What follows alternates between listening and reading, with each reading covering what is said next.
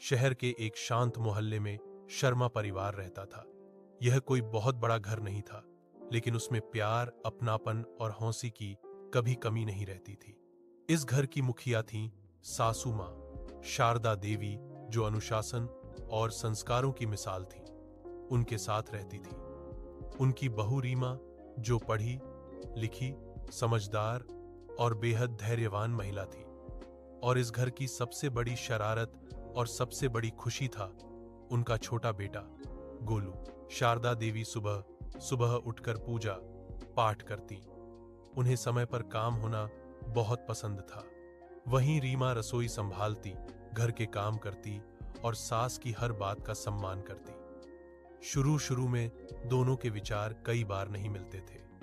शारदा देवी को लगता था कि आजकल की बहुएं परंपरा नहीं समझती, और रीमा को लगता था कि हर बात में टोका टाकी ठीक नहीं। लेकिन दोनों के बीच कभी कड़वाहट नहीं आई, क्योंकि दोनों एक दूसरे का दिल समझने की कोशिश करती थीं। इन सबके बीच गोलू था, जो पूरे घर को सिर पर उठा लेता था।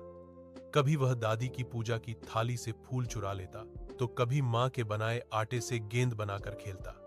एक दिन तो उसने दादी के चश्मे को अपने खिलौनों के डिब्बे में छुपा दिया। जब दादी परेशान होकर ढूंढने लगी, तो गोलू मासूमियत से बोला, दादी, चश्मा तो आराम कर रहा है। पहले तो शारदा देवी को गुस्सा आया, लेकिन गोलू की शरारती मुस्कान देखकर वे हौंस पड़ी। रीमा दूर से यह सब देख रही थी। उसे लगा कि यही पल इस घर को जोड़कर रखते हैं। एक दिन गोलू को तेज बुखार आ गया। रीमा पूरी रात जागकर उसकी देखभाल करती रही। शारदा देवी भी चुपचाप उसके माथे पर पट्टी बदलती रही। उस रात दोनों की आंखों में एक ही चिंता थी, गोलू। उसी पल शारदा देवी ने महसूस किया कि रीमा सिर्फ बहू नहीं, बल्कि इस घर की मझ